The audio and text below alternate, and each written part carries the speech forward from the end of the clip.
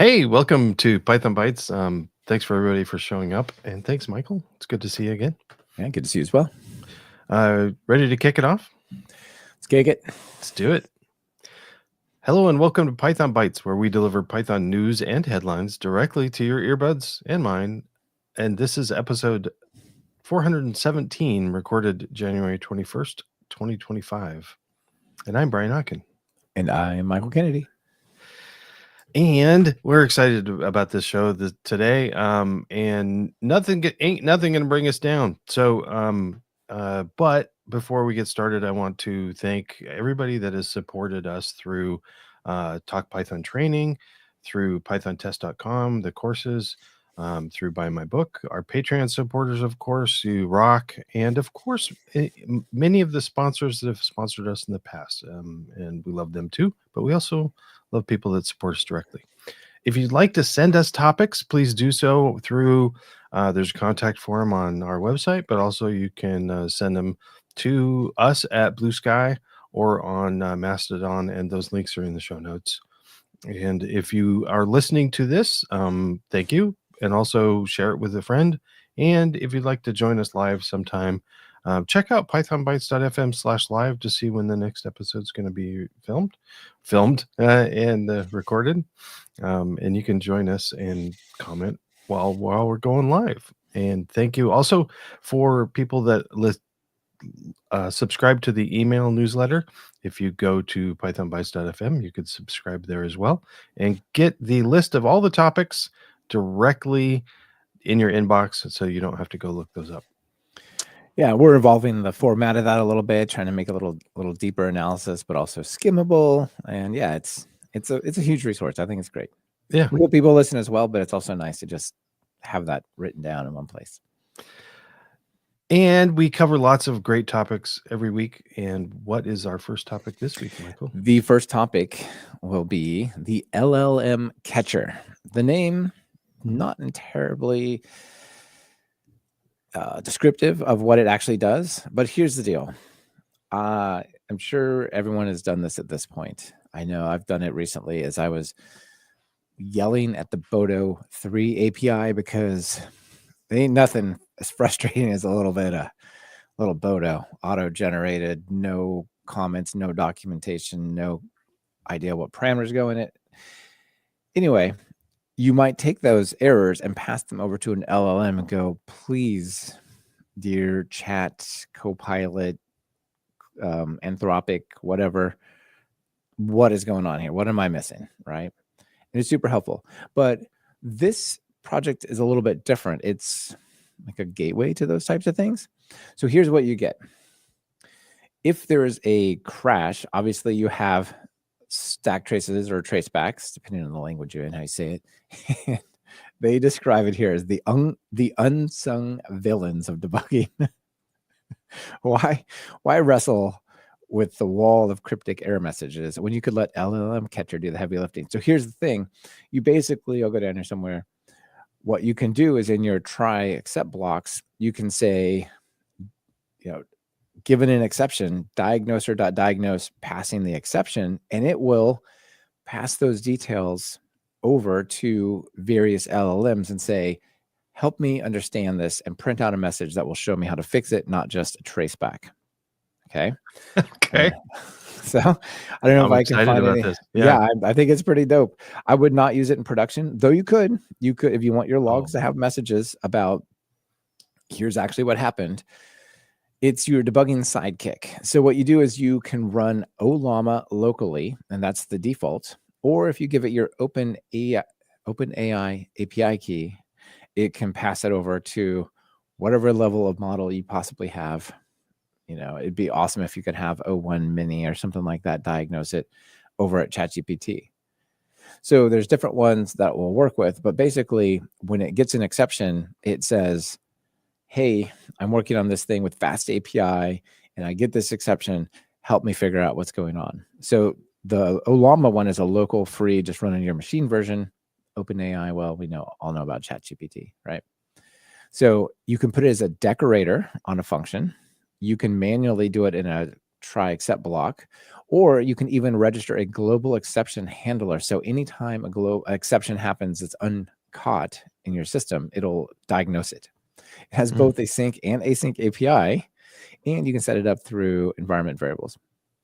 So, it shows you like how to pull down the QWEN 2.5 coder model for Olama, which is pretty excellent. And just off it goes. Look at that. So you've got your diagnoser.catch on a risky function, or in your try except block, you just say, diagnose or async diagnose, because it's going to run for a while. It's going to make an API call either locally or out to ChatGPT. So you don't want to necessarily block your system. So you just make a little async await, boom, off it goes. Yeah, there you go. This is pretty much it. You can get formatted or unformatted information back. So if you need plain text to go in some kind of JSON field, you can do that, or you can get it with proper formatting to make it more readable. What do you think, Brian? I'm gonna withhold judgment on this until I give it a shot at some point. But yeah, you can even specify the temperature, aka the creativity you want the model to apply to your analysis. That's funny. Yeah, it's an open AI thing. I'd kind of like it to like, on any exception, just upload my entire code base and rewrite my code to fix the error. Exactly. Don't diagnose it. Just fix it. Fix it, man. Why am I even in the way here? Yeah. So look at it. Yeah, you can even do the full-on O1 model. Okay. Of ChatGPT, which is like the really, really. Is that the $200 one, or that's the $20 one? But you only get to call it like 50 times a week, so not too many errors. If you get the $200 one, you can call it all day long.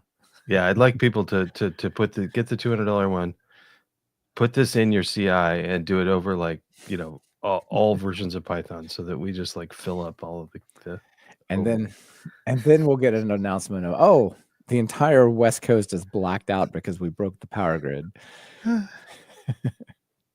Yeah. But anyway, this is I think it's interesting, right? Just plug that in. Yeah, it looks like it might be kind of fun. Yeah, it does look kind of fun. And this was recommended by Pat. So thanks, Pat, for sending that in. Pat Decker. Oh, and Pat's here. Thanks, Pat. Yeah. Over to you. Well, I kind of want to talk about like bad packages a little bit. So quarantine, like no Christmas presents for them, or what's going on? Yeah, no wrapping paper. No. Actually, we are talking about wrapping. So I want to talk about the Python packaging index and malicious stuff. So let's scroll down here. There's there was a security and safety engineer first year in review. This was from Mike Fiedler, and he talked about a lot of stuff, but one of the things he talked about was quarantining, and this came out in August, but I just am catching up.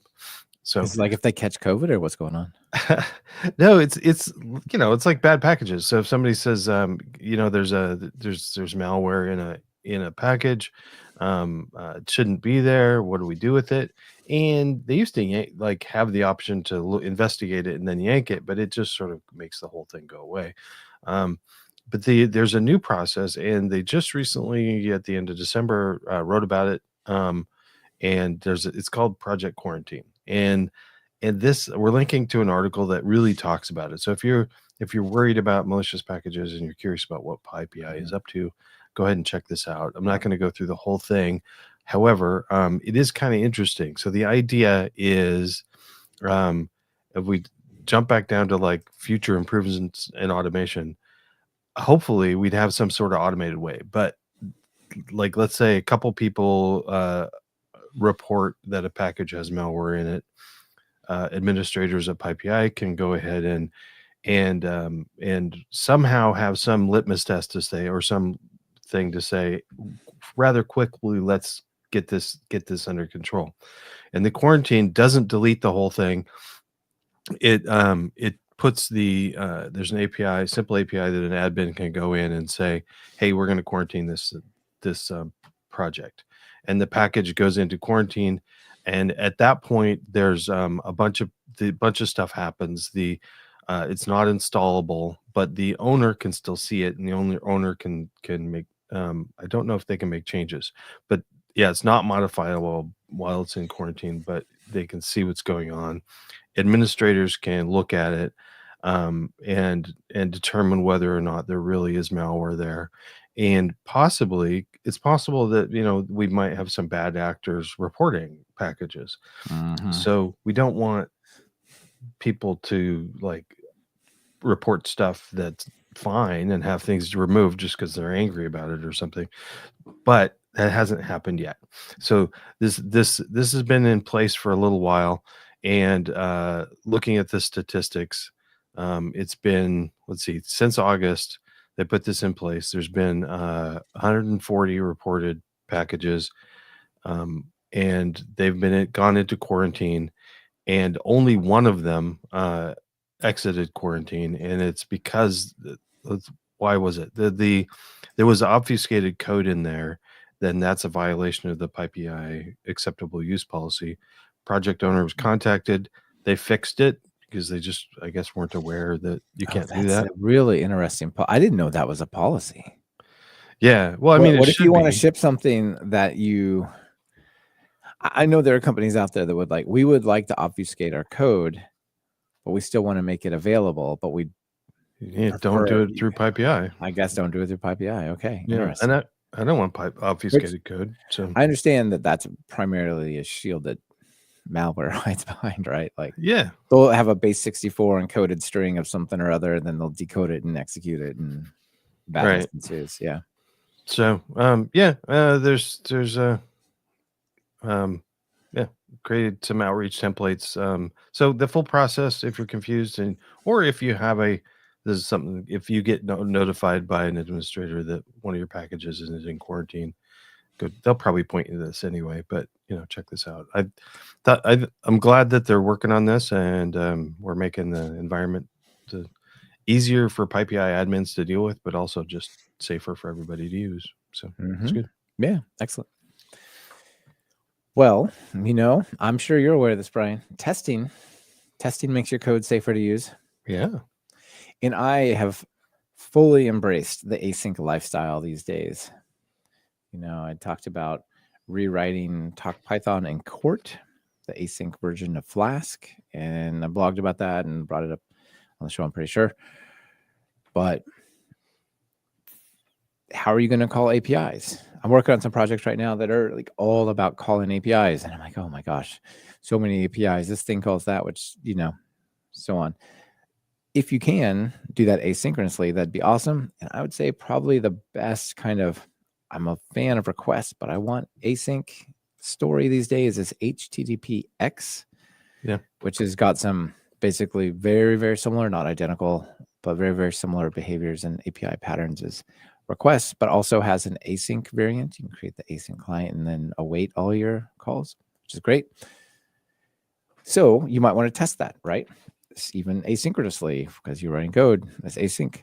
So I want to introduce people to RESPX, like response X, probably is the way you pronounce that. I'm not entirely, but it's HTTPX or response X. I don't know, whatever. RESPX.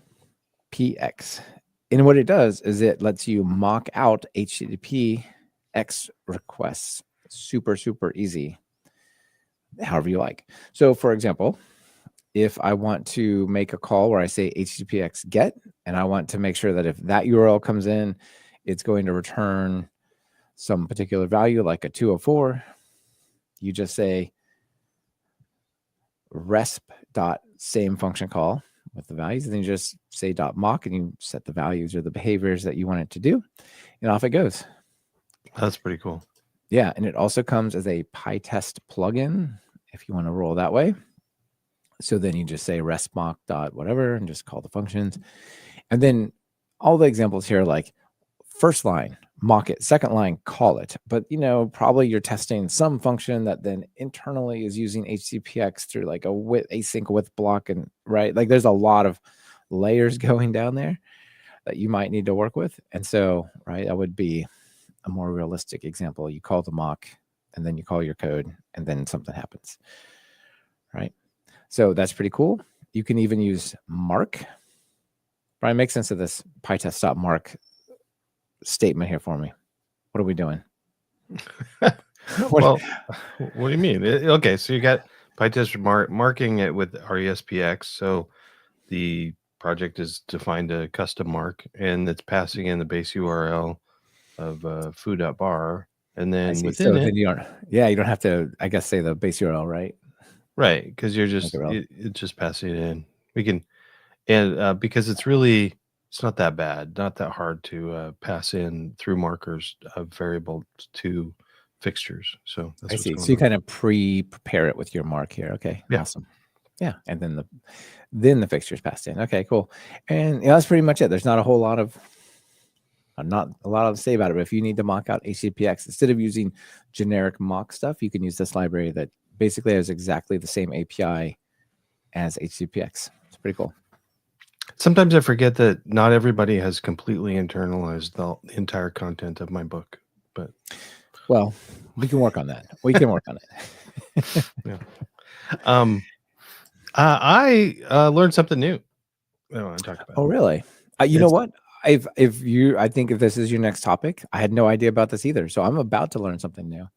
Okay, well, so this is actually something that Rodrigo also learned something new because he marked it as TIL for Today I Learned.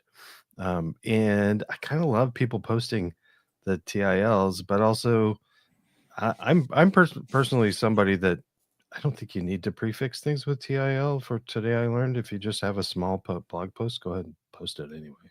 I like small posts. Anyway, so unpacking keyword args with or kwargs.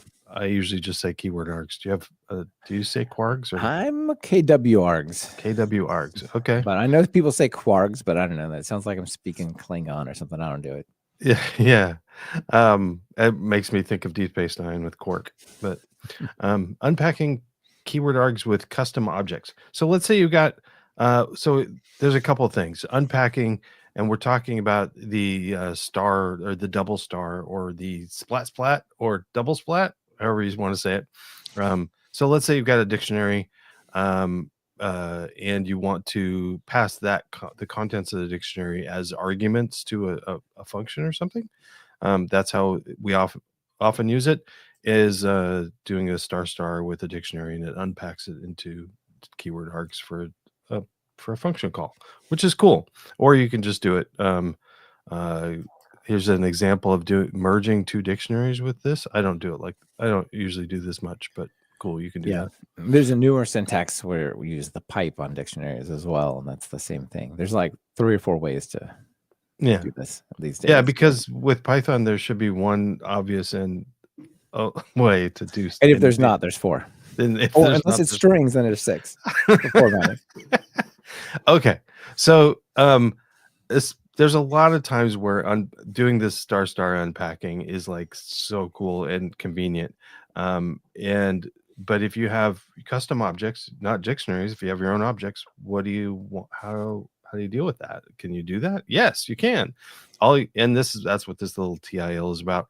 All you have to do is you have to add a keys function to your object or your class, and the keys function needs to or method needs to return an iterable, and in this case just a list is an iterable, for instance. And in the example, he's got a Harry Potter class.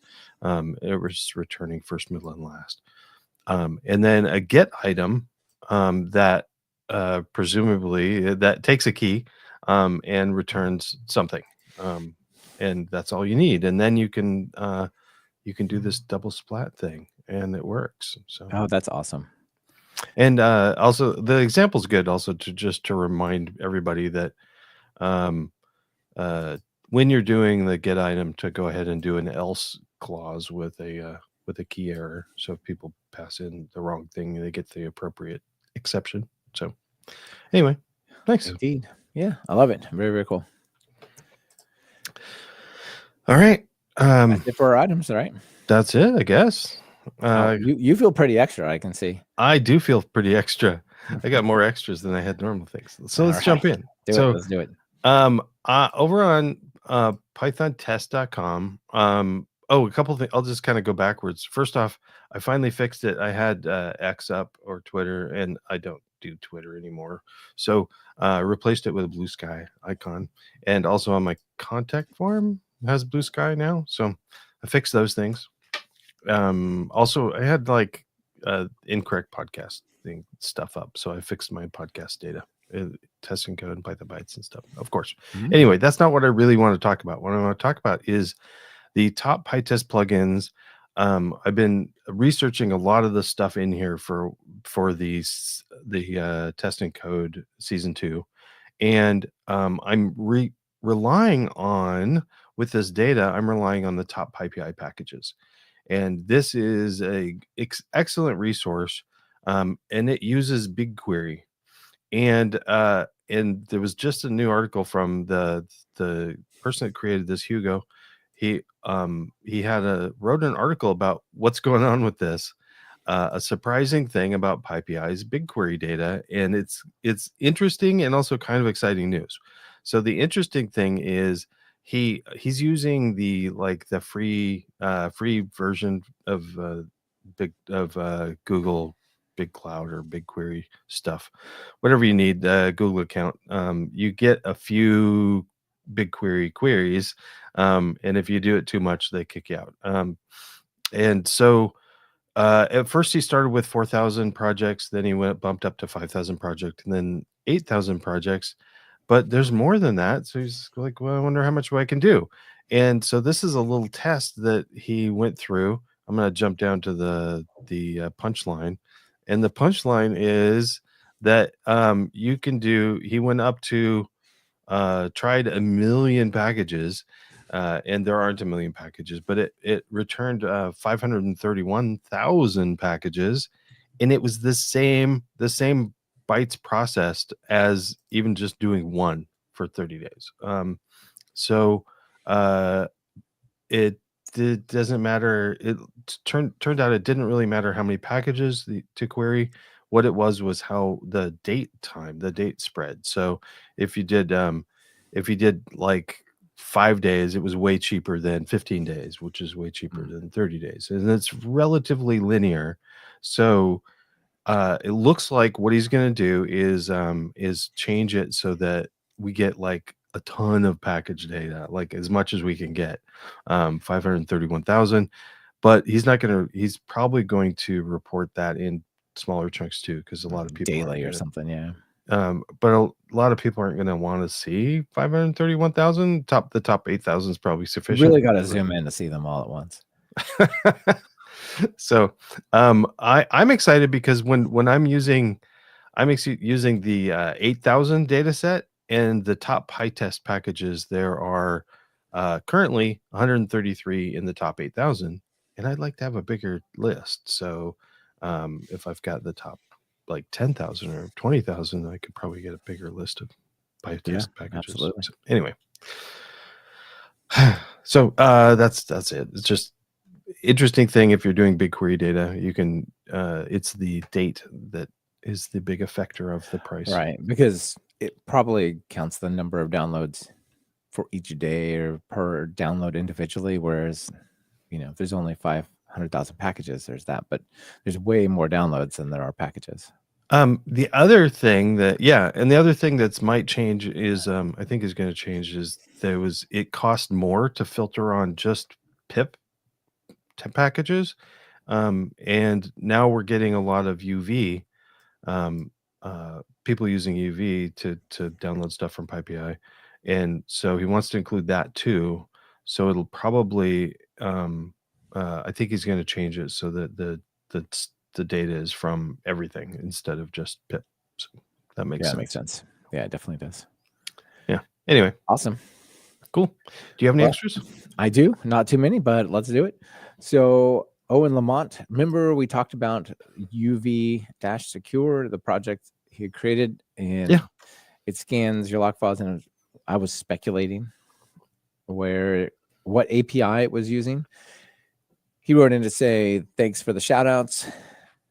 It just uses the PyPI JSON API at present to query for package vulnerabilities. Same thing that pip audit does. He does work at it asynchronously to try to make it a little faster, but it's just the simple API there. So that's what that is, not something like Sneak or some other more advanced threat modeling setup. And yeah, that's it. That's all I got for my extras. All right. Cool. How about a joke? Oh, I've got a joke. People, if they like puns and stuff, this is gonna be good. It's at // code puns or codepuns.com. So we've all written bad code, and I know that sometimes testing will shake out the bugs, Brian, but do you know why programmers prefer dark mode? I think this is not totally wrong. I think we should switch it. I think it's a fallacy here. Why? I guess I'll read it as it is. Why do programmers prefer dark mode? Because light attracts bugs. I guess if you're talking moths, but if you're talking cockroaches, it's the other way around. But here's the thing. That's a great joke, but yeah, you can click more puns and they just keep going.